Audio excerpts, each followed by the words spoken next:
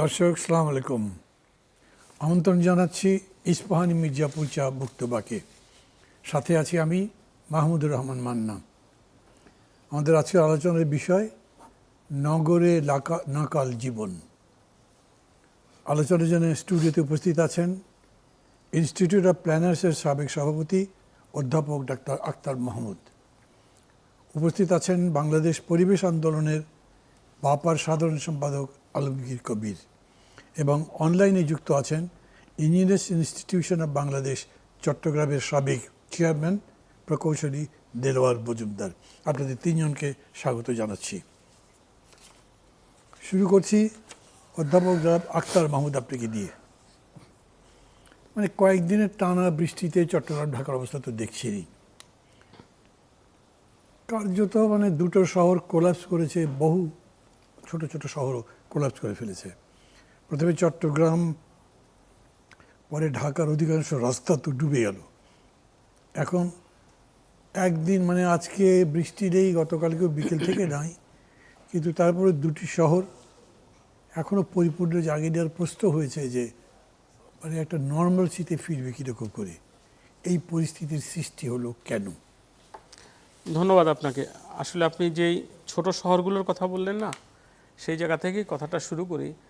বাংলাদেশের যতগুলো শহর এলাকা আছে, প্রত্যেকটা শহর এলাকাতে এখন জলাবদ্ধতা হয়, এবং এটা আমার বেশ অনেক দিন যাবৎ নগর নিয়ে কাজ করার যে অভিজ্ঞতা, সেই অভিজ্ঞতার আলোকে আমি বললাম। 2016, 17, 18 এই সময়গুলোতে সারা বাংলাদেশের অনেকগুলো মিউনিসিপ্যালিটিতে আমরা কাজ করতে গিয়েছি, এবং সেখানে আমি একটা জিনিস খেয়াল করলাম, প্রত্যেকটা সিটিতেই যারা টাউন লেভেল কোঅর্ডিনেশন কমিটি এবং মেয়ররা যারা ওই সময় ছিলেন, তারা প্রত্যেকেই বলেছে আমাদের জলাবদ্ধতা হয়, আমাদের জলাবদ্ধতা নিরসনে প্রকল্প দেয়া হোক। এখন এবার আসি ঢাকা এবং চট্টগ্রামের ক্ষেত্রে। এটা সারা বাংলাদেশের একই অবস্থা। অর্থাৎ আমরা প্রথমত আমাদের জল নিষ্কাশনের যে পদ্ধতি, প্রাকৃতিক যে পদ্ধতিটা ছিল, সেটাকে ধ্বংস করি। পরবর্তীতে আমরা আবার জলাবদ্ধতা নিরসনের জন্য প্রকল্প চাই। এটা একটা নর্মাল একটা ফেনোমেনা হিসেবে দাঁড়িয়ে গেছে। আর চট্টগ্রামের কথাটা বিশেষভাবে বলা দরকার। চট্টগ্রামে আপনারা খেয়াল করে দেখবেন যে 1995 সালে প্রথম ড্রেনেজ মাস্টার প্ল্যান তৈরি হয়, এবং সেই সময়টাতে পূর্ণাঙ্গ ড্রেনেজ মাস্টার প্ল্যানটা বাস্তবায়নের জন্য প্রাক্কলিত যে ব্যয় ধরা হয়েছিল, সেটা ছিল 350 কোটি টাকা। এবং 2017 সাল পর্যন্ত, অর্থাৎ প্রায় 21 বছর 22 বছরের মতো এই যে সময়কালটা, এই সময়কালটাতে ড্রেনেজ মাস্টার প্ল্যানের একটি কম্পোনেন্টও বাস্তবায়ন করেনি। ফলে দীর্ঘদিন ধরে এরকম একটা নির্লিপ্ত নগর শাসন, নগর অথরিটিগুলো যে বসবাস করছিল, তার মধ্য দিয়ে চট্টগ্রাম শহর একেবারেই খারাপ অবস্থায় চলে যায়। প্রত্যেকটা বছর সেখানে গলা সমান পানি হয়, কোনো কোনো জায়গায় কোমর সমান পানি হয়। চট্টগ্রাম হালির শহর, আগ্রাবাদ থেকে শুরু করে প্রায় প্রত্যেকটি এলাকা, বাকলিয়া, প্রত্যেকটা এলাকাতেই জলাবদ্ধতা তৈরি হয়। এখন জলাবদ্ধতার চট্টগ্রামের যে বিষয়টা, এটা একটু বলি, তারপর ঢাকায় ফিরে আসব। চট্টগ্রামের বিষয়গুলো হচ্ছে এরকম যে, এখানে দেলোয়ার ভাইও আছেন, যে পাহাড় থেকে যে নেমে আসে যে পানি, এবং সেটা বঙ্গোপসাগরে যায় অথবা কর্ণফুলী নদীতে যায়। কোনো কারণে যদি জোয়ার থাকে সেই সময়, তাহলে চট্টগ্রামের অবস্থা একেবারেই খারাপ হয়ে পড়ে, তখন একেবারে গলা সমান পানি হয়ে যায়। কিন্তু 2017 সালের পর থেকে যে নতুন যে প্রকল্পগুলো নেওয়া হলো, আজ পর্যন্ত সেগুলো পরিপূর্ণভাবে বাস্তবায়িত হয়নি। যে কারণে আপনি দেখলেন এই বছরও আমরা কিন্তু নাকাল অবস্থায় গিয়ে দাঁড়িয়েছে। এবার আসি ঢাকা শহরের অবস্থায়। ঢাকা শহরে বিগত অনেক বছর যাবতই আমি খেয়াল করছি যে 50 থেকে 55 মিলিমিটার বৃষ্টিপাত যদি দিনে হয়, তাহলে কোনো কোনো এলাকা ডুবে যায়। কিন্তু এই বছর বৃষ্টিপাত একটু বেশি হয়েছে, ভারী বৃষ্টিপাত হয়েছে। একদিনে 97-98 মিলিমিটারের মতো বৃষ্টি হয়েছে। কোনো কোনো হিসাবে আমি দেখলাম যে 33-34 ঘন্টায় 150 মিলিমিটারের মতো বৃষ্টি হয়েছে। ফলে এই যে পরিমাণ পানি এখানে অ্যাকুমুলেটেড হয়, এই অ্যাকুমুলেটেড ওয়াটার যেটা আছে, সেটাকে ড্রেন আউট করার মতো ক্যাপাসিটি ঢাকা শহরে নেই। এটা হচ্ছে বটম লাইন কথা। আমাদের খালগুলো সংকুচিত হয়েছে, কোনোটা বেদখল হয়েছে, কোনোটা একেবারে নিশ্চিহ্ন হয়ে গেছে। আবার ড্রেনগুলো যেগুলো তৈরি হয়েছে সেই ড্রেনগুলোতেও এই পানিগুলো ক্যাপাসিটি নাই যে এই এত পরিমাণ পানি বের করে দেওয়ার মতো। আর আরেকটা ঘটনা ঘটেছে, সেটা হচ্ছে নগরায়নের যে প্রক্রিয়া, এখানে মানে হার্ড কনক্রিট দিয়ে সারফেসটা ঢেকে আছে, ফলে আগে যে প্রাকৃতিক ভূমি থাকতো, ঘাস লতাপাতা গাছপালা, পানি একটা নিচু এলাকায় আসতে একটু সময় নিত, এখন কিন্তু আর সময় নেয় না, সে গড়িয়ে তাড়াতাড়ি চলে আসে। এটাকে বলে রান অফ ওয়াটার। এই রান অফ ওয়াটারের যে অ্যাকুমুলেশনটা, এটা খুব দ্রুত রাস্তায় চলে আসে। এখন কোনো কারণে যদি রাস্তার দুই পাশে যে ড্রেনগুলো থাকে আমাদের ফুটপাতের নিচে এবং আন্ডারগ্রাউন্ড স্টর্ম সুয়ারেজের যে মানে লাইনগুলো থাকে, এগুলো কোনো কারণে যদি ব্লক থাকে, কোনো কারণে যদি পলিথিন বা অন্যান্য ওয়েস্ট দ্বারা মানে বড় কঠিন বর্জ্য দ্বারা যদি বাধাপ্রাপ্ত হয়, তখন কিন্তু পানি আরও স্লো হয়ে যায়, আরও ধীর গতিতে পানি নিষ্কাশিত হয়। তো এই যে ধীর গতিতে পানি নিষ্কাশিত হয়, এটা তো আর মানে ওই এতগুলো পানি তখন আর সামাল দিতে পারে না, তখন সারা ঢাকা শহর প্লাবিত হয়ে যায়। আমরা এবার দেখলাম ঢাকা আসলে, আপনি যদি পানি নিষ্কাশনের দিক থেকে চিন্তা করেন, ঢাকাকে আসলে মূলত দুইটা ভাগে ভাগ করা হয়, একটা হচ্ছে পূর্বাংশ, একটা হচ্ছে পশ্চিমাংশ। আপনি পূর্বাংশের অবস্থা দেখেন, এইবার যাত্রাবাড়ি থেকে শুরু করে ডেমরা, তারপরে এদিকে মালিবাগ মগবাজার থেকে শুরু করে কুড়িল বিশ্ব রোড থেকে শুরু করে একেবারে ওদিকে উত্তরার 1 নম্বর সেক্টর পর্যন্ত প্রত্যেকটা জায়গায় কিন্তু পানি উঠেছে এবং এখানে জলাবদ্ধতা হয়েছে। তো এখন এই যে আমার কথা হচ্ছে যে ওয়াটারের যে চ্যানেলটা, যে চ্যানেল দিয়ে পানিটা বের হয়ে নদীতে যাবে, এখানে কোনো একটা জায়গায় যদি বাধাপ্রাপ্ত হয় তাহলে সেটা কিন্তু অবস্ট্রাক্টেড হয়ে যায়, সেখানে ওয়াটার লগিং তৈরি হয়ে যায়। জি, ঠিক আছে, থ্যাংক ইউ। প্রকৌশলী দেলোয়ার হোসেন মজুমদার ভাই, শুনতে পাচ্ছেন আমাকে? হ্যাঁ হ্যাঁ, শুনতে পাচ্ছি আমি, ধন্যবাদ।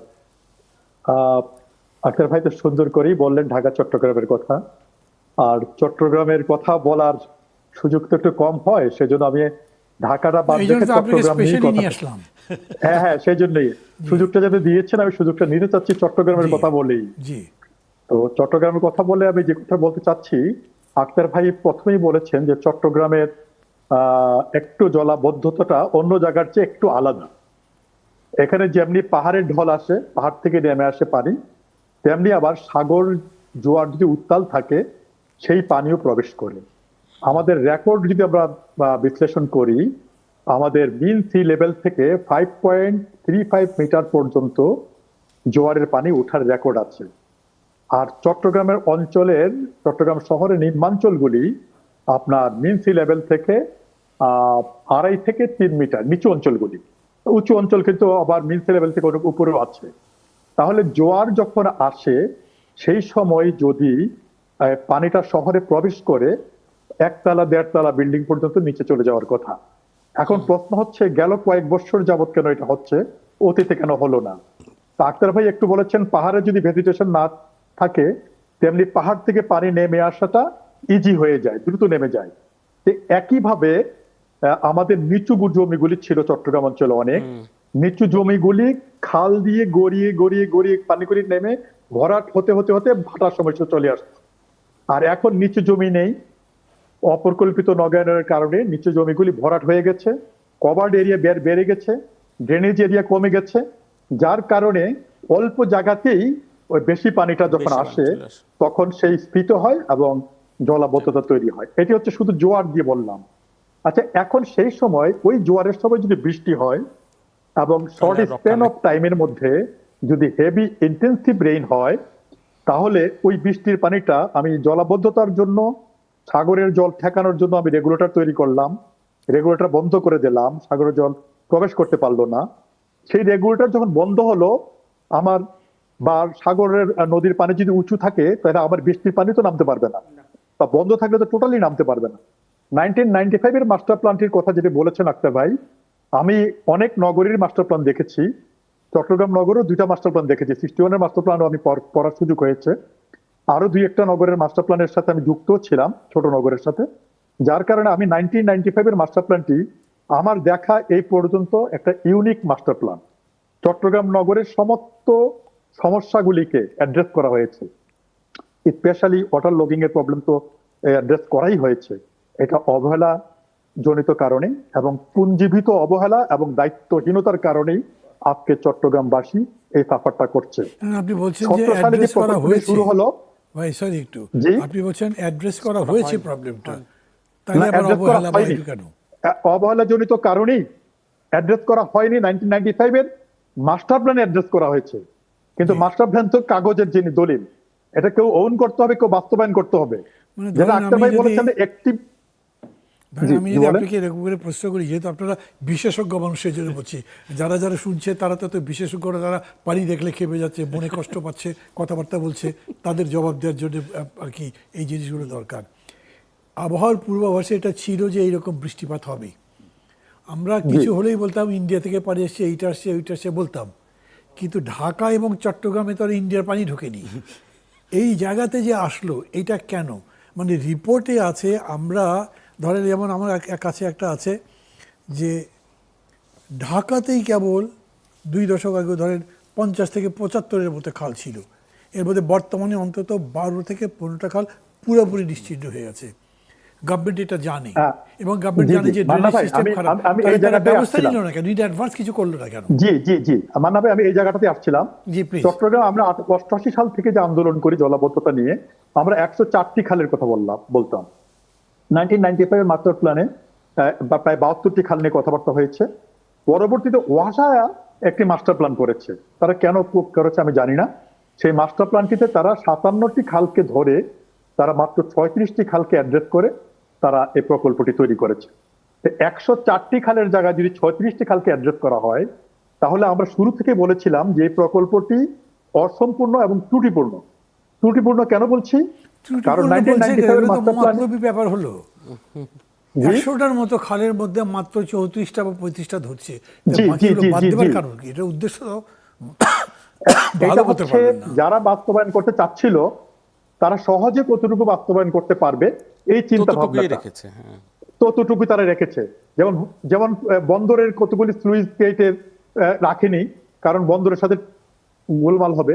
চট্টগ্রাম নগরের বাইরের কতগুলি স্লুইস গেট তারা রাখেনি, যেটা পরবর্তী পর্যায়ে ওয়াটার ডেভেলপমেন্ট বোর্ড আরেকটা আলাদা প্রকল্প নিতে হয়েছে।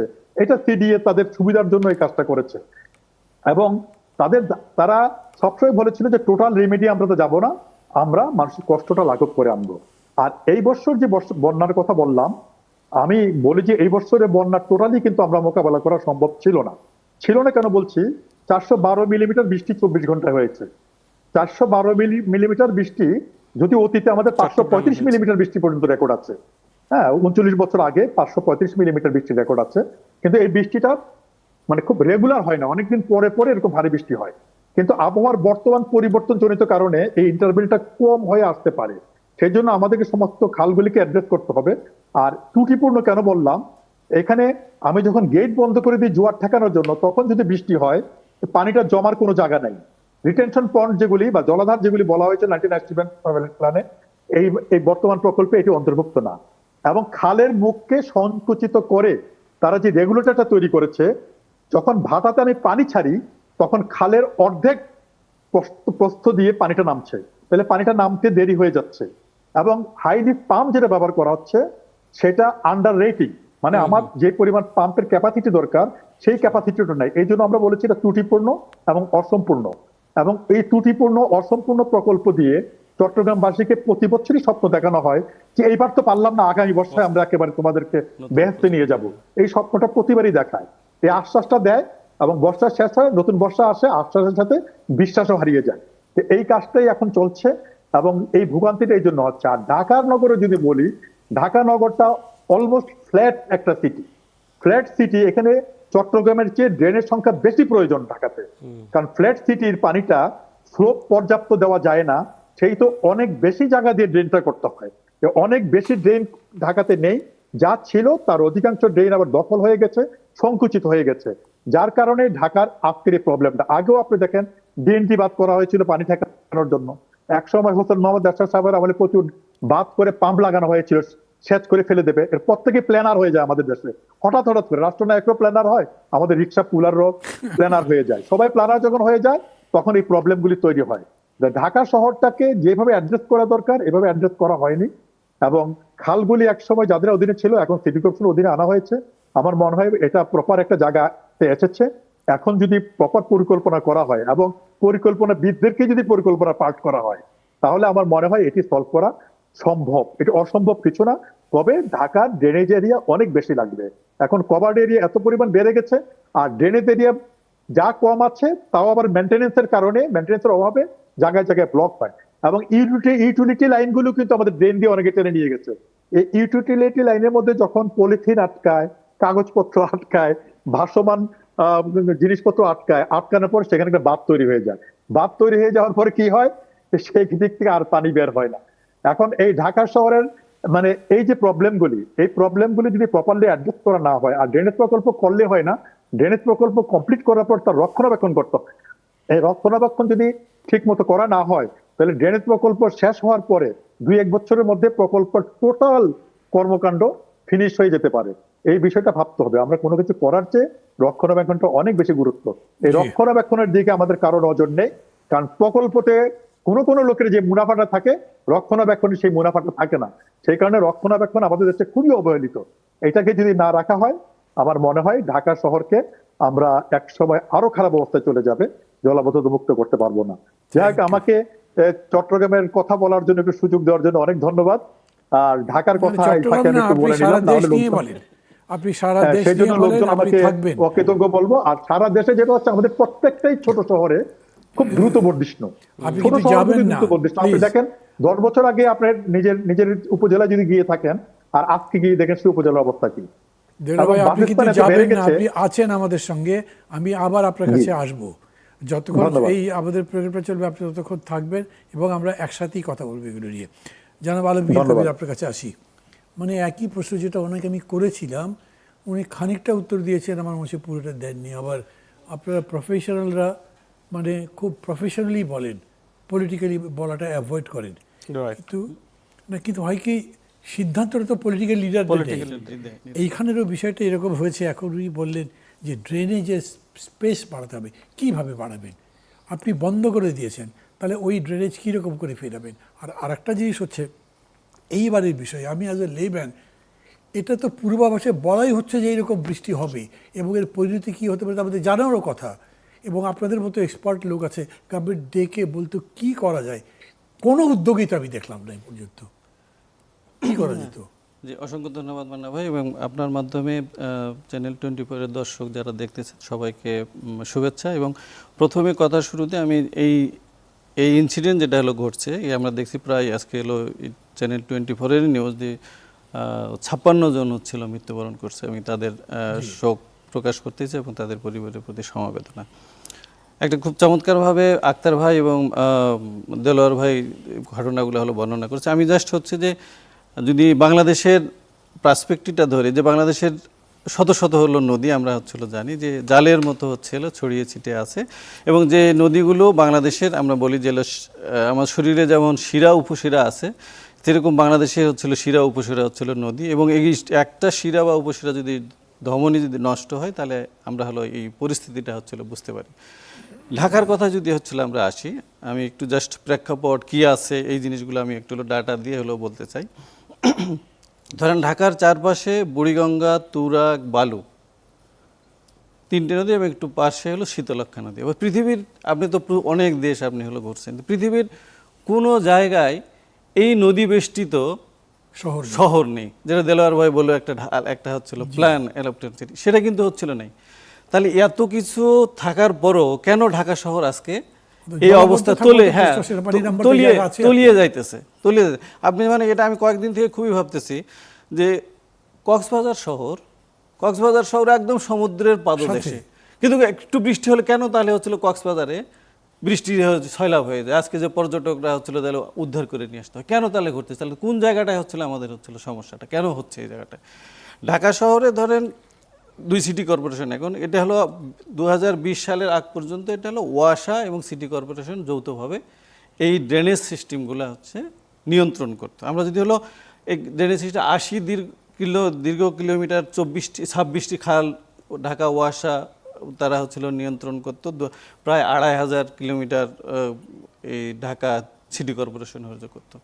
ফলে যখন এই ঘটনাগুলো ঘটতো তখন দুই সিটি কর্পোরেশন এবং হচ্ছিল ওয়াসা একে অপরকে দোষারোপ করতো যে না এটা হলো যে ওয়াসার দোষ, আর নায়রকে বলতো যে না এটা হলো সিটি কর্পোরেশনের দোষ।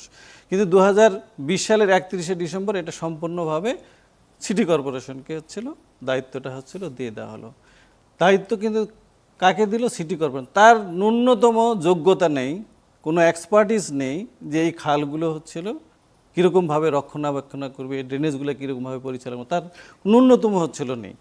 এটা যদি ওই সময় মানে আক্তার ভাই আরও ভালো বলতে পারবে এই জায়গাটায়, যে আমাদের যে অবকাঠামোর কথা আমরা বলতেছি যে সম্পূর্ণটা কিন্তু আছে ঢাকা শহরের সম্পূর্ণ খাল। যে চট্টগ্রামে আগে এত বৃষ্টি হয়েছে কিন্তু সমস্যা হয়নি, কিন্তু এখন বৃষ্টি এত কনস্ট্রাকশন থেকে শুরু করে আমাদের সুযোগ সুবিধা বাড়ছে, কিন্তু তারা এখানে কেন হচ্ছে?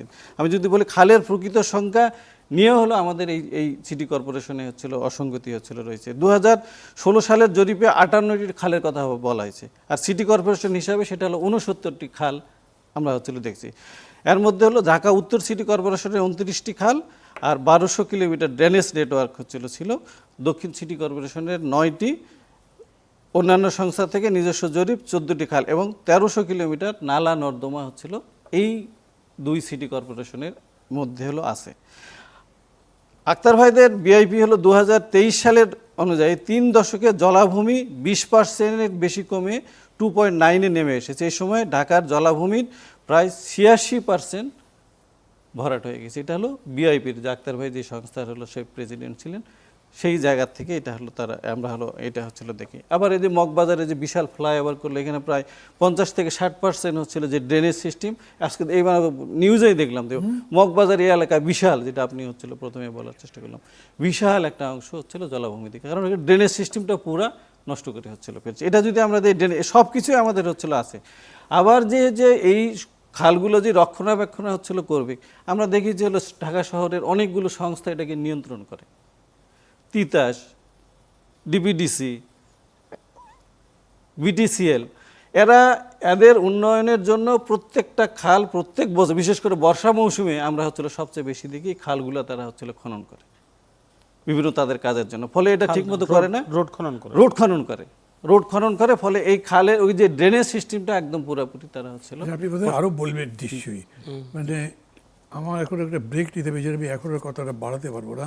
আমি একটু বলি আপনাকে, সেটা হচ্ছে যে যেটা আমি জানতে চাচ্ছিলাম, খানিকটা বলেছেন, তার সাথে একটু যুক্ত করি। জানেন তো বোধহয় এখনও সম্ভবত এই তেজগাঁ এলাকার মধ্যে যে ব্রয়লার চিকেন পার্টি একটা বেরিয়েছে, যে আন্দোলনটা করছে সারাদিন ধরে, তারা পথে আছে এবং তার তো একটা আলটিমেটাম দিয়েছে রাত্রের মধ্যে তাদের পরীক্ষার ব্যাপারটা করতে হবে। গভর্নমেন্ট পরীক্ষা পিছাবে না, একদিন দুদিনের জন্য পিছাবে না, এতই লেখাপড়ার প্রতি তাদের দরদ। ঠিক আছে, ভালো কথা, তাদেরকে বিকল্প করে বুদ্ধি দাও, তারা কোনো আজকে সারাদিনই আন্দোলন করবে, তারা কী পরীক্ষা দেবে কোনো রকম সিদ্ধান্ত হয়নি। এইটা নিয়ে কালকে আবার কী পরিস্থিতি হবে সেটা জানি না। মজা হচ্ছে কি দেখেন, এই যে এত বড় একটা আছে আপনার ভবিষ্যৎবাণী বা ওয়েদারের কথা বলা হয়েছে যে এরকম হতে পারে, কিছু করে নাই। কিন্তু গভর্নমেন্ট প্ল্যানের মধ্যে কিন্তু মেট্রো রেল আছে, কিন্তু গভর্নমেন্ট প্ল্যানের মধ্যে পানি নিষ্কাশনটা নেই। তারপরে আমরা উন্নয়নের কনসেপ্টই বা কোন দিকে যাচ্ছি, এই সব কিছু নিয়েই আমাদের আবার ফিরে আসবো। দর্শক মণ্ডলী, একটা বিরতি নিচ্ছি, আবার ফিরছি এই সব বিষয়গুলো নিয়েই আপনাদের সঙ্গে কথা বলবার জন্য। আমাদের সাথেই থাকেন দর্শক। আবার ফিরে এলাম ইস্পাহানি মির্জাপুর বক্তব্যকে। কথা বলছিলাম জনাব আলমগীর কবিরের সাথে। আপনার কথা তো শেষ হয়নি বোধ হয় না, আবার বলতে না, যদি হয়ে থাকে আমি তাহলে ওনার কাছে যাব। জনাব আখতার মাহমুদ, বর্তমান গভর্নমেন্টের হয়েছে কত 5 মাস। এই 5 মাসের মধ্যেই মানে এই বন্যা বা অতিবৃষ্টি যাই হোক এর জন্য, তারপরে দোষারোপ করছি যে এরকম না, একটা দোষারোপ করার জন্য একটা শখ করবই বা কেন। কিন্তু এইটা তো ঠিক যে আপনি এই 5 মাসে একদম নতুন আসলেন না, তার আগেও ছিলেন, জানেন জলাবদ্ধতার সমস্যা। চট্টগ্রামের ব্যাপারটা তো খুবই গ্ল্যারিং, এবং মানে তারা আসবার পরেও একবার জলাবদ্ধতা হলো, তখন প্রধানমন্ত্রী একটা কমেন্ট করলেন, তার উপরে তার প্রতিমন্ত্রীকে পাঠালেন, তিনি বললেন আমি কোনো জলাবদ্ধতা দেখছি না। এসব কাহিনী তো আছে।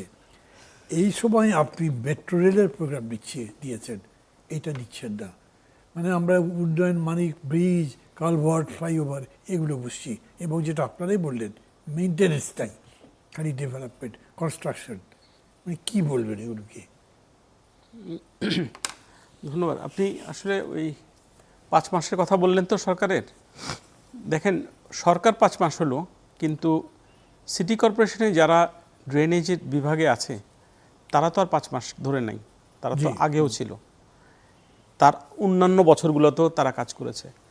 তো সুতরাং তাদের তো যে প্রস্তুতিটা নেয়ার কথা, এটা তো তার একটা রুটিন ওয়ার্ক, রেগুলার প্রত্যেক বছরে কোন সময়টাতে কি করেন না দিলে তো তারা নিতে পারবে না, কেন নিতে পারবে না? এটা তো তাদের মানে সরকারের একজন প্রশাসক ওখানে আছেন, একটা মন্ত্রণালয় আছেন, তাহলে সেখানে একটা মন্ত্রণালয় আছে, স্থানীয় সরকার মন্ত্রণালয়, সেখানে একজন প্রশাসক আছেন, নির্বাহীরা আছেন, তাদের স্থানীয় সরকার মন্ত্রণালয়ের প্রতিমন্ত্রী চট্টগ্রাম গিয়ে কোনো জলাবদ্ধতাই পাননি, দেখেছেন না? মানে সেগুলো হচ্ছে তাদের রাজনৈতিক বক্তব্য, কিন্তু চট্টগ্রাম তো পানির জলাবদ্ধতার কবলে পড়েছে। মানে এটা কি আপনি রাজনৈতিক বক্তব্য বলবেন?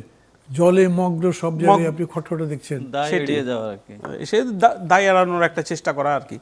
তো আমি যে পয়েন্টটা বলার চেষ্টা করছিলাম যে এই সময়টাতে বৃষ্টিপাত হবে এবং ক্লিয়ারলি ওয়েদার রিপোর্টগুলো বলছিল কোন বিভাগে কোন জেলাতে কত পরিমাণ বৃষ্টি, পূর্বাভাস সব কিছু কিন্তু বিস্তারিতভাবে কিন্তু এবার এসছে। তো এমনিতে বছরের এই সময়টাতে এপ্রিল, মে, জুন এই সময়গুলোতে আগাম প্রস্তুতি নিতে হয়, ড্রেনগুলো পরিষ্কার করে ফেলতে হয়, খালগুলো পরিষ্কার করতে হয়, যেখানে যেখানে ডিজয়েন্টেড আছে অর্থাৎ বিচ্ছিন্ন হয়ে গেছে সেই জায়গাগুলোকে আবার কানেকশন ফিরিয়ে নিয়ে আসা যাতে করে বাধাগ্রস্ত না হয়, এই কাজগুলো কিন্তু করতে হয়। এগুলো যদি না করা হয় তাহলে জলাবদ্ধতা হবেই। এই বছর এটা পারফেক্ট এক্সাম্পল, এই বছর এই ঘটনাটা ঘটেছে। তো আমি বলবো যে এটা কোনোভাবেই দায় এড়াতে পারবে না এরা যারা দায়িত্বপ্রাপ্ত ছিল, তাদের কিন্তু এই দায়িত্বটুকু নিতে হবে। হয়তো মাত্রাটা আরও অনেক কম হতে পারত, একেবারে মানে জলাবদ্ধতা একেবারেই থাকবে না, হয়তো সেরকম পর্যায়ে নাও হতে পারতো, কিন্তু যেটা হয়েছে চট্টগ্রামে এবং ঢাকায় এই মাত্রায় জলাবদ্ধতা হতো না যদি তাদের আগাম প্রস্তুতি থাকতো। তো এই আগাম প্রস্তুতিটা আমি বলবো তারা সিরিয়াসলি ফেল করেছে। আর আরেকটা জিনিস হচ্ছে যে সিটি কর্পোরেশনগুলো এখন যেহেতু ড্রেনেজের পূর্ণাঙ্গভাবে দায়িত্বপ্রাপ্ত, অর্থাৎ এখানে একটু আগে ভাই বলছিলেন যে 2020 সালের কথা, এটার সিদ্ধান্ত হয় আসলে 2017 সালের জুলাই মাসে। আপনাদের খেয়াল আছে 2017 সালে কিন্তু আরেকটা অনেক বৃষ্টিপাত হয়েছিল 13 তারিখে এবং 14 তারিখে। সেই সময়টাতে আপনার রাঙ্গামাটি, কক্সবাজার ওই অঞ্চলে প্রায় 150 জন লোক মারা গিয়েছিল আপনার ল্যান্ডস্লাইডে অর্থাৎ পাহাড় ধসে। এই বছরও কিন্তু প্রায় 50 জনের উপরে মানুষ মারা গেছে। এই যে মানুষগুলো পাহাড়ের কোলে বসবাস করে, পাহাড়ের ঠিক নিচেই বসবাস করে ঝুঁকিপূর্ণ এলাকাতে, এগুলো নিয়ে প্রচুর স্টাডি কিন্তু আছে।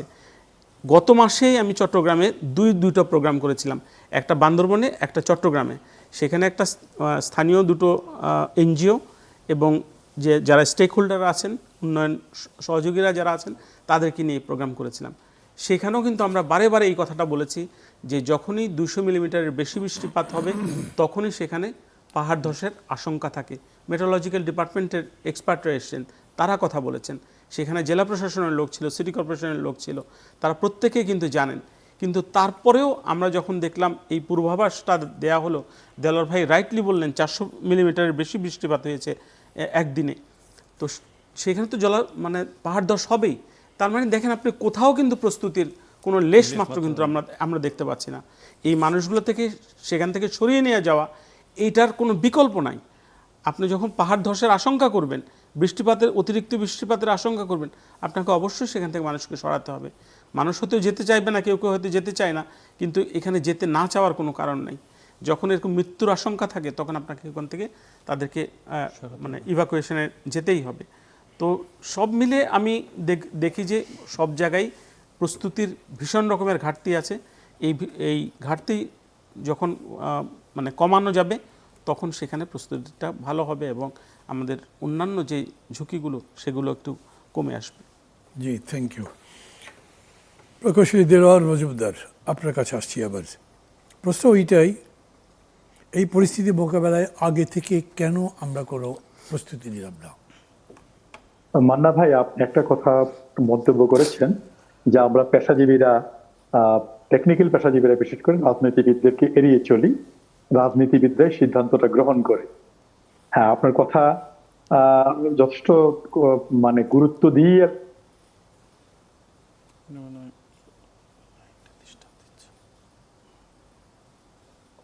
হ্যালো,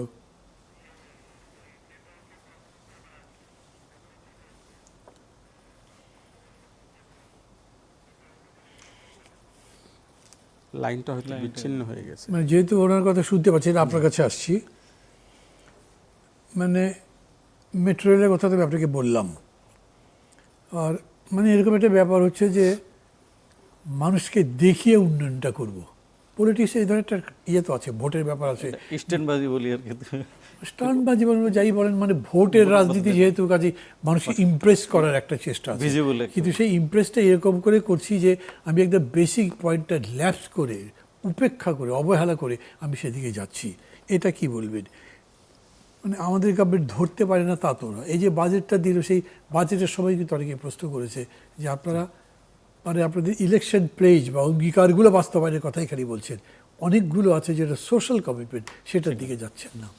এটা হচ্ছে আমরা সবসময় দেখি যখন একটা গভর্নমেন্ট চেঞ্জ হয় তখন মুখরোচক অথবা জনগণের কাছে খুবই যেন হলো দৃশ্যপটে আসতে পারে। যেমন প্রত্যেক বছর আমরা যখন বুড়িগঙ্গা নিয়ে আন্দোলন করি, এটা যখন চুঙ্গে যায়, সরকার এসে গিয়ে বুড়িগঙ্গার আশপাশে তারা হচ্ছিল ভাঙার চেষ্টা করে। এখন কি উনি আছেন? যারা দেলার মজুমদার, আপনাকে যে প্রশ্ন পরে আসছে, আমরা পেয়েছি যেহেতু বলেন। আমি যে কথাটা বলছিলাম মান্না ভাই, যে রাজনৈতিকদেরকে আমরা একটু এড়িয়ে চলি। আমি একটু উদাহরণ দিচ্ছি। আমাকে রাজনীতিবিদরা এত বেশি আমলা নির্ভর যে ওদেরকে এড়িয়ে না চলেও কোনো উপায় থাকে না। গেল ইন্টারিম গভর্নমেন্টের সময় হঠাৎ করে একজন উপদেষ্টা আমাকে রাতের বেলা ফোন করলেন, উনি আমার পরিচিত, দেলোয়ার চট্টগ্রামের জলাবদ্ধতা নিয়ে 7-8 জন লোকের সাথে আমরা একটু বসতে চাই, তুমি তার নামটা পাঠাও। তো আমি নাম পাঠালাম। রাতের বেলা আরেকজন উপদেষ্টা 9টার পরে ফজল কবির সাহেব, আগে ফারুক আজম পীরপতি, পরে ফজল কবির সাহেবের চেম্বার থেকে ফোন করলেন, অর্থনীতিবিদ মইনুল ইসলাম স্যার, ওই যে অর্থনীতি সমিতির প্রেসিডেন্ট ছিলেন, যে উনি একটু কথা বলতে যাচ্ছেন তোমার সাথে, তোমাকে পাচ্ছিলাম না, নামাজ পড়তে যাচ্ছেন। তালিকা তৈরি করে দিলাম, মিটিং ডাকা হলো। মিটিং হওয়ার পরে আমি দেখি সেই জায়গায় 70-80 জন মানুষ, রাজনীতিবিদ, দোকান মালিক সমিতির প্রেসিডেন্ট, এই সেই টেকনিক্যাল বিষয়টা ওনারা জানতে চেয়েছেন। প্রধান উপদেষ্টা নাকি ওনাদেরকে নির্দেশ দিয়েছেন সলভ করার জন্য। সেইখানে শেষ দিকে আমাকে বিভাগ কমিশনার সাহেব বললেন, প্রকৌশলী দেলোয়ার মজুমদার সময় একদম শেষ, সংক্ষেপে যদি কিছু বলেন। আমি তখন বললাম যে আমি কিছুই বলবো না। তখন উপদেষ্টা ফজল কবির সাহেব বললেন যে না, আপনি বলেন। আমি বললাম আমরা বলাতে কাজ কি হবে? এখন ওই আমলাদের হাতে চলে গেল জিনিসটা। কারণ আমলারা যদি এই প্রবলেম সলভ করতে যায়, টেকনিক্যাল লোকদেরকে উপেক্ষা করে, তাহলে তো আমার মনে হয় এটা সলভ করা যাবে না। এই আমলা ভিত্তিক একটা বিষয় সেখানে আছে। আর আরেকটা বিষয় হচ্ছে যে সরকারগুলি, যেমন আমাদের যেই সরকারটা আমাদের আন্দোলনের মাধ্যমে বিতাড়িত হলো, সেই সরকারের প্রধান চট্টগ্রামের সমস্যাটা তৈরি করেছেন। তিনি সিটি কর্পোরেশনের মেয়রকে পছন্দ করতেন না, সেই কারণে সিটি কর্পোরেশনের হাতে দায়িত্ব না দিয়ে সিডি এর হাতে দিলেন, যে সিডি এর কোনো প্রস্তুতি ছিল না, কোনো যোগ্যতাই ছিল না, একটা ভাসমান বোতল পানির ড্রেন থেকে উঠানোর কর্মচারীর মতো ছিল না। এবং সেই জন্য আজকে চট্টগ্রামবাসী এই অযোগ্য প্রতিষ্ঠানকে দেওয়া যায়। এখন সিডি এর অনেক যোগ্যতা আছে। আমি এখনো যদি দেওয়া হয় তাহলে একটা ভিন্ন কথা ছিল, সেই সময় কোনো যোগ্যতা ছিল না। এইভাবে আমাদের গভর্নমেন্টগুলি আমাদেরকে বিশেষ করে ক্ষতিগ্রস্ত করে। এখন এখানে আমাদের অনেক মন্ত্রী এসে চট্টগ্রামে এসে দেখেন পানি দেখলেন না, কারণ উনি মনে করেন এটা গভর্নমেন্টের ডিসক্রেডিট না। সত্য গোপন করে কোনো গভর্নমেন্টের ডিসক্রেডিট না, সত্যকে অ্যাড্রেস করে, সত্যকে স্বীকার করে তাকে অ্যাড্রেস করাটাই হচ্ছে গভর্নমেন্টের কৃতিত্ব। জনগণের কাছে সেটাই প্রত্যাশা করে। আর 5 মাস একটা গভর্নমেন্ট, আমি মনে করি না 5 মাস একটা গভর্নমেন্টের জন্য খুব একটা কম গভর্নমেন্ট না। 1 মাস যদি হয় তো কম বলতে পারে, কারণ এই কাজগুলি তো কন্টিনিউয়াস প্রসেস। এটা গভর্নমেন্ট এটা ধরে বুঝে উঠতে তো 1 মাসের বেশি সময় লাগার কথা না। এবং গভর্নমেন্টকে দুর্নীতিবাদদের খপ্পর থেকে এবং ধান্দাবাজ যারা প্রকল্পের মধ্যে ধান্দা খুঁজে, এই মানুষদের কাছ থেকে গভর্নমেন্টকে যদি বেরিয়ে আসতে পারে, আমলাদের হাত থেকে যদি বেরিয়ে আসতে পারে, এবং টেকনিক্যাল কাজ টেকনিক্যাল অ্যাডভাইসের মাধ্যমে যদি গভর্নমেন্ট নেয়, তাহলে এই প্রকল্পগুলি সাকসেসফুল করা যাবে। আদারওয়াইজ আমরা বিশাল বিশাল প্রকল্প নেব, জনগণ কোনো বেনিফিট পাবে না। তো এই হচ্ছে অবস্থা। আমি চট্টগ্রাম থেকে ক্ষোভের কথা বলেছি মান্না ভাই, আপনার খারাপ লাগতে পারে, ক্ষোভের সাথে কিছু কথা বলে ফেললাম। আমি বলবো যে আমি যা বলতে চাই তার অনেকখানি আপনি বলেছেন। হয়তো শেষে আমি এই কথাগুলোই বলতাম। আমি নিজে রাজনীতি করি, আমি পলিটিশিয়ানদের দুর্বলতাগুলো বুঝি, আমি আমার নিজের দুর্বলতা বুঝি। বাট থ্যাংক ইউ, যা বলেছেন ভালো বলেছেন। যারা আলমগীর কবির। আপনি শুরু করেছিলেন হ্যাঁ, ওইখান যেটা থেকে বলছে বলেন। যে ফলে প্রত্যেকটা সরকার এসে তারা জনগণকে দেখানোর জন্য যেটা আপনি সবসময় বললেন যে মেট্রো বানাচ্ছে, অমুক বানাচ্ছে, কিন্তু জনগণের যেটা নিশ সেই জায়গাটায় কখনো ওরকমভাবে তারা হচ্ছে না। কারণ বড় বড় প্রজেক্ট হলে, বড় বড় প্রকল্প হলে সেখানে অর্থের একটা হচ্ছিল বড় বিষয় হচ্ছিল থাকে। ঢাকা সিটি কর্পোরেশনের আজকে এই দুর্দশার কারণ কি আমরা যদি হচ্ছিল বলি, 24 সাল পর্যন্ত, 20 থেকে 24 সাল পর্যন্ত তারা প্রায় 2000 কোটি টাকা হচ্ছে এই জায়গাটা কিন্তু হলো খরচ করছে। রক্ষণাবেক্ষণ হয়তো ওরকমভাবে করে না, কিন্তু আমরা দেখলাম হিসাবে প্রত্যেক মাসে 30 কোটি টাকা হচ্ছিল দুই সিটি কর্পোরেশন হচ্ছিল নেই, শুধু এটা রক্ষণাবেক্ষণ। কিন্তু কই রক্ষণাবেক্ষণ তো আমরা হলো পাই না, দেখি না। ফলে এই জায়গাটায় যারা হচ্ছিল থাকে রক্ষণাবেক্ষণ, এবার এটার নামে তারা হচ্ছিল এই যে লুটপাটের যে হলো রাজনীতি, সেই লুটপাটের রাজনীতিতে তারা হচ্ছিল সবসময় হলো লাগ থাকে। আরেকটা হচ্ছিল যে আমলাতান্ত্রিক, যেটা হলো দেলোয়ার ভাই হচ্ছিল বললেন যে আসলে কোন মানুষটা কোন জায়গাটায় হচ্ছিল বসানোর দরকার, সেই জায়গাটা হচ্ছিল আমাদের কখনো এই আমলারা হচ্ছিল হতে দেয়নি। ধরেন আমরা প্রধানমন্ত্রী হলো স্পার্স হতে গেলেন, সেখানে হচ্ছিল গিয়ে দেখলেন একজন সচিব হলো বসে আছে, উনি কি জানেন?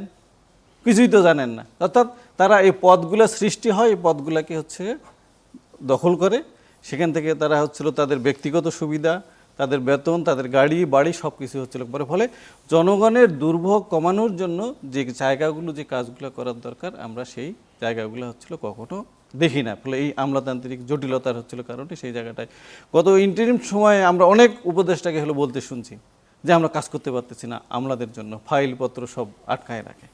হ্যাঁ, আজকে বাংলাদেশের এই খালগুলা, ঢাকা শহরের এটা হলাম করতে পারতেছি না কেন?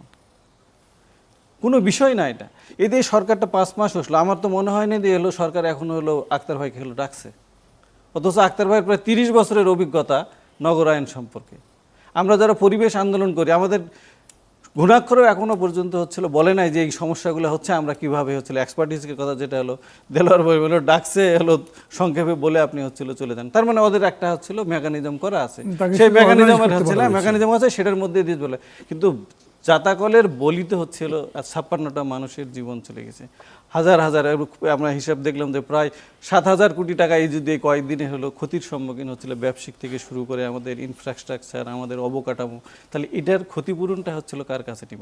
আমি সবসময় এটা হলো বলি যে এই এতগুলো টাকা, যেটা হলো চট্টগ্রামের আক্তার ভাই বললেন 14,000 কোটি টাকা হচ্ছিল গত সরকারের আমলে তারা দিয়েছে। তাহলে এই 14,000 কোটি টাকা কোথায় গেল? কারা এর সঙ্গে হচ্ছিল জড়িত ছিল, সেটা থেকে বের করতে হবে। এই সিটি কর্পোরেশনকে এই খালগুলো উদ্ধার করার জন্য 2000 কোটি টাকা তারা খরচ করছে, এই টাকাটা কোথায় গেল? এর সঙ্গে যারা হলো জড়িত আছে তাদেরকে যদি আমরা হচ্ছিল এই শাস্তির আওতায় যদি আমরা না নিয়ে আসতে পারি, তাহলে আমরা হচ্ছিল এই দিনের পর দিন, বছরের পর বছর আমরা এই আসবে, এরকমভাবে দুর্যোগ আসবে, আমরা এখানে কথা বলবো, আমরা এটা তাদের কাছে কিছুই হবে না। এই চিটাগাং হচ্ছিল রেল লাইন করছে, আবার নাকি হলো 10,000 কোটি টাকা দিচ্ছে যে রেল লাইনকে উঁচা করার জন্য। এই রেল লাইন করবারই দরকার ছিল কি? মানে কোনো রকম অ্যাসেসমেন্ট না করেই করেছে। সেটা হ্যাঁ, রেল লাইন হতে পারে, কিন্তু অ্যাসেসমেন্ট তো করতে হবে যে আমি হচ্ছিল আগামী 50 বছরের হচ্ছিল আমার এই জায়গাটা হলো কিরকম ভাবে জলবায়ু পরিবর্তন থেকে শুরু করে এখানকার নদী নালা, এটার হচ্ছে কি অবস্থা। অনেকে নাকি আপত্তি করেছিল রেল লাইন অবশ্যই অবশ্যই হলো করছে। ওই ব্যাপারে হচ্ছিল যেরকম ভাবে করতেছিল, কারণ উনি তো শুনে না, ওই যে এক্সপার্টিস নিয়ে আসে। আমি কয়েকদিন থেকে একদম বলার চেষ্টা করতেছি যে ঢাকা শহরের যে জলাবদ্ধতা, চিটাগাং শহরের জলাবদ্ধতা, আক্তার ভাই বললেন এখন বড় বড় মেগা সিটিগুলোতে, অর্থাৎ ছোট ছোট শহরগুলোতে কিন্তু জলাবদ্ধতা। আমরা বলছি আমাদের যে অভিজ্ঞতা লব্ধ আছে, আমাদের যে বিশেষজ্ঞ আছে, আমরা হচ্ছিল চ্যালেঞ্জ দিলাম, এটা হচ্ছিল আমরা আমাদের পরামর্শটা নেন, আমরা এটা বিনা পয়সায়, আমাদের যারা এক্সপার্ট আছে বিনা পয়সায় আপনাদের এই পরামর্শগুলো হচ্ছিল আমরা দিতে চাই, আপনারা এটা নেন। আমরা হলো এটা হলো চ্যালেঞ্জটা হলো ছুড়ে দিলাম যে হচ্ছিল এই ঢাকা শহরের এই সমস্যার সমাধান করা কোনো বিষয় না। জি, থ্যাংক ইউ। মানে এই বন্যার উপজাত হিসেবে যেটা আসছে ছাত্রদের সমস্যা, এই ব্যাপারে আমি আপনাদের তিনজনই মতামত একটু জানতে চাই। ওই কারণে যে একে তো হলো যে সারা দেশব্যাপী সমস্যা, ঢাকা মহানগরের সমস্যা, পরীক্ষা কোথাও বন্ধ করেছেন কোথাও করেননি, এইটা নিয়ে ছাত্ররা যখন বলেছে তখন তাদের আবার মারপিট করা হয়েছে এবং তারা এখন পর্যন্ত রাস্তায় আছে। একটা আলটিমেটাম দিয়েছে, একটা অর্গানাইজেশনও ফর্ম করেছে, তারা নাম দিয়েছে ব্রয়লার চিকেন পার্টি। মানে যেহেতু মন্ত্রী তাদেরকে ব্রয়লার চিকেন বলেছেন, ওরা বলতে চেয়েছে যে এই ব্রয়লার চিকেনরাই একটা পার্টি করেছে এবং তার পদত্যাগ চাইছে। মানে এটার সলিউশনটা কি বা কী করা যাবে এখন? দেখেন, যখন কোনো প্রাকৃতিক এরকম দুর্যোগ আসে, তখন এটা সবাই কোনো না কোনোভাবে এটা সাফার করে। এটার গুরুত্বটা বোঝার দরকার আছে। আমি ব্রেকেও আপনাকে বলছিলাম যে 1991 সালে যখন ভয়াবহ একটা হলো, ঘূর্ণিঝড় হলো, তখন আমি এইচএসসিতে পড়ি। আমাদের পরীক্ষাটা ছিল 1 মে থেকে 29 এপ্রিলে এই ঘূর্ণিঝড় হলো। আমি চট্টগ্রাম ফৌজদারহাট ক্যাডেট কলেজে পড়াশোনা করেছি।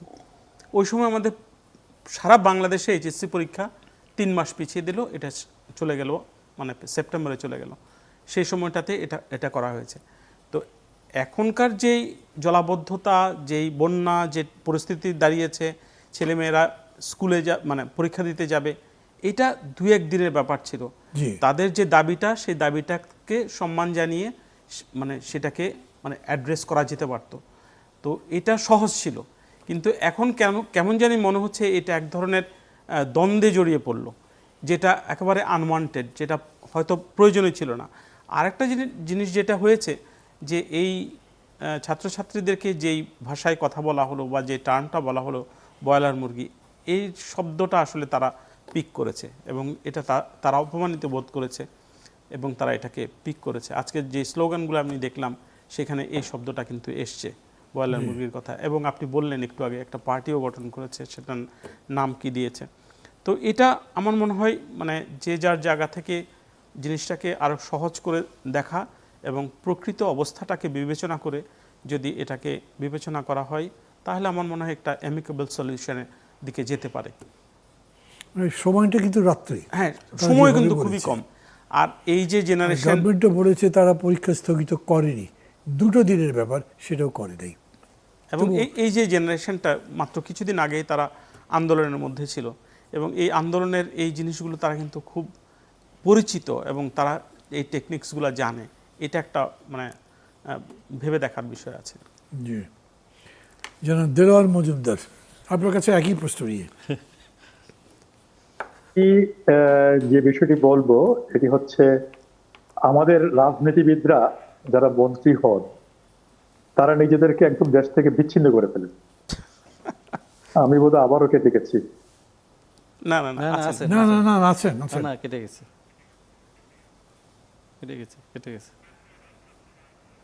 আচ্ছা, আমি আলোচনা কন্টিনিউ করছি, আপনার কাছে আবার আসবো, যখনই কানেকশন পাবো তখনই আপনার সাথে যুক্ত হব। জনাব আলমগীর কবির। না, আক্তার ভাই যে বিষয়টা হলো তুললেন, এটা খুবই রেলিভেন্ট। যে আলাপটা হলো আক্তার ভাই করে, আক্তার ভাইয়ের সঙ্গে আমি হলো একমত। যেটা হচ্ছে কেন শুনতেছেন, একটা দারোয়ার বলার চেষ্টা করলেন যে হলো জনগণের নার্ভটা বুঝতে, যখন ক্ষমতার চেয়ারে বসে জনগণের নার্ভটা তারা হলো বুঝতে পারে। হ্যাঁ, এটা এই জায়গাটা হলো তারা হলো বোঝার ক্ষমতা তারা হয়তো হারিয়ে ফেলে। এটা ইগোস্টিক প্রবলেম। হ্যাঁ, ইগোস্টিক প্রবলেমের মধ্যে হচ্ছিল পড়ে। তাহলে কি আসছেন? আমি যেটা বলছিলাম যে আমাদের রাজনীতিবিদরা যখন মন্ত্রী হন তারা জনগণের চেয়ে এত উপরে চলে যান যে তখন জনগণের নাটটা বুঝার যোগ্যতা হারিয়ে ফেলেন। এবং এই যে আমাদের কোমলমতি ছেলে মেয়েরা, আমাদেরই তো সন্তান। এই যে আক্তার ভাই বললেন যে কিছুদিন আগে তারা রাজপথে আন্দোলন করেছেন। এই যে রাজপথে আন্দোলন করে যে কোনো বিপ্লবের পরে সেই সমস্ত দেশেও কিন্তু বিপ্লবোত্তর গভর্নমেন্ট বিপ্লবের সাথে যুক্ত মানুষগুলিকে নিয়ে অ্যাড্রেস করে। আমাদের মুক্তিযুদ্ধের পরও কিন্তু আমরা মুক্তিযোদ্ধাদেরকে কিভাবে অ্যাড্রেস করবো বা ওই জেনারেশনকে কিভাবে অ্যাড্রেস করবো এটা কিন্তু ভাবা হয়েছে। তেমনি ভাবে আমরা এখন ওই জেনারেশনকে হঠাৎ বলে ফেললাম ব্রয়লার চিকেন বলে ফেললাম। কিন্তু এই যে বিষয়টা আমাদের শৈশবে আমরা দেখেছি যে যখন কোনো প্রাকৃতিক দুর্যোগ হয় তখন কিন্তু আলাদা কোশ্চেন হতো, বোর্ডে আলাদা কোশ্চেন। তখন কিন্তু সারা দেশে কিন্তু আবার পরীক্ষাগুলি স্থগিত করা হতো, ওইটার জন্য সময় দেওয়া হতো। আর এইবার যেটা হলো সম্মিলিত কোশ্চেন, কিন্তু আপনি কোথায় স্থগিত করলেন, কোথায় স্থগিত করলেন না, এটা সম্মিলিত কোশ্চেনের সাথে কিন্তু যায় না।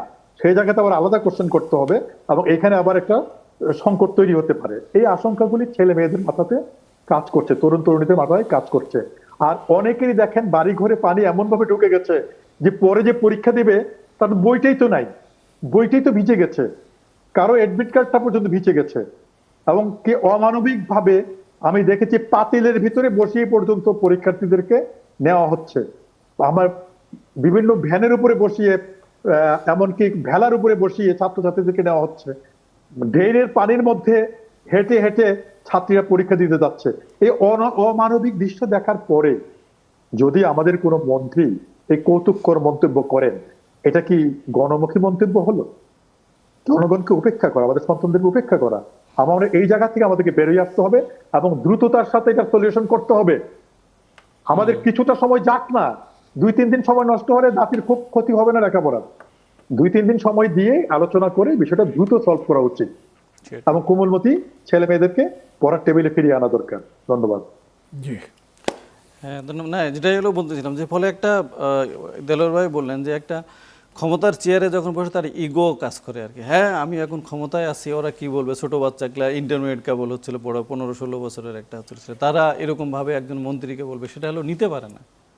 কিন্তু হলো অতীত ইতিহাসটা, এটা হলো ইতিহাস আমাদের হচ্ছিল, না আপনি তো আরো ইতিহাস থেকে আপনি জানেন, তাহলে ইতিহাস কিন্তু আমাদের বাংলাদেশের এই কালচারটা, রাজনৈতিক কালচারের নেতৃবৃন্দের এটাই হচ্ছিল আমরা ফেনোমেনা দেখে আসতেছি। আপনি হলো বাইরের উদাহরণ দিলেন, কিন্তু সেই কালচারটা আমাদের এই রাজনীতিবিদদের হচ্ছিল তৈরি হয় নাই। বলেন যে বই কোথায় রাখবে, সে খাটের উপর নিজে দাঁড়ায় আছে, একের মধ্যে মাথার উপরে বই যেন না ভিজে সেরকম না, তাহলে পড়বে এটা কোথায় সারা রাত? আমি আপনাকে একটা ছোট্ট ঘটনা বলি। এটা সম্ভবত 76-এর দিকে প্রেসিডেন্ট জিয়া প্রথম ইউনিভার্সিটিতে গেছিলেন।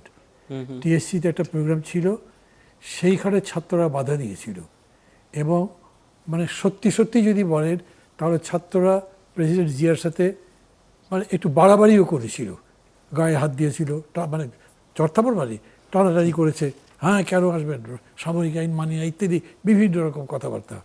উনি সব ধৈর্য ধরে মেনটেন করে টিএসসিতে গেছেন, প্রোগ্রাম করেছেন এবং তারপর চলে এসেছেন।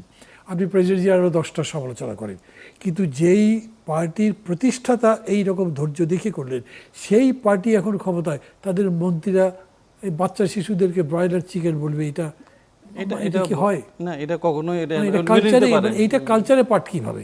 আমরা তো করি না। আমরা গত সরকারেও দেখছি যে একটা বেফাস কথাবার্তা বলে দেখানো হচ্ছিল, আজকে একই 14 তারিখে কিন্তু সেই ঘটনাটা পুলিশ লাঠিচার্জ করলো কেন? পুলিশ এটা কেন হলো লাঠিচার্জ করবে, এবং পুলিশকে দেখতে চাই উদ্ধত, মানে এরা আরো গুন্ডার বাহিনীর মতো সারা আসলে এই জায়গাটা এলো কাজ করছে ছেলে মেয়েদেরকে। আমরা মনে করি যে সরকার এখনো সময় আছে, এই জায়গাটা হলো নমনীয় হয়, যেটা দেলোয়ার ভাই বললেন 2 দিন 3 দিন আমরা তো আন্দোলন সংগ্রাম করে কত দিন পরীক্ষা হলো পিছায় গেছি। হ্যাঁ 2 দিন এই 3 দিন পরীক্ষা যদি হলো পিছায় যায়, এমন ক্ষতি হবে না সরকারের।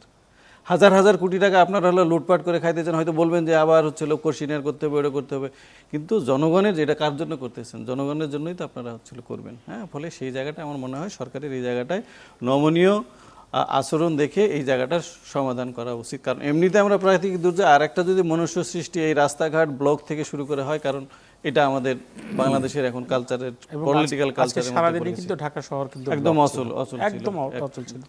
যেটা হচ্ছে আন্দোলনে বৃষ্টিতে এবং যেটা হয়েছে আসলে উত্তরা বিএনএস সেন্টারকে কেন্দ্র করে এই ব্লকেরটা তৈরি হয়েছে, যে ব্লকটা উত্তরে একেবারে টঙ্গী, গাজীপুরা ছেড়ে আরও ওদিকে চলে যায়, আশুলিয়ার দিকে পর্যন্ত, আর এদিকে বনানী পর্যন্ত চলে আসে। তার মানে কার্যত পুরো ঢাকা শহরটা এবং গাজীপুরটা কিন্তু অচল হয়ে পড়ে এই আন্দোলনের কারণে।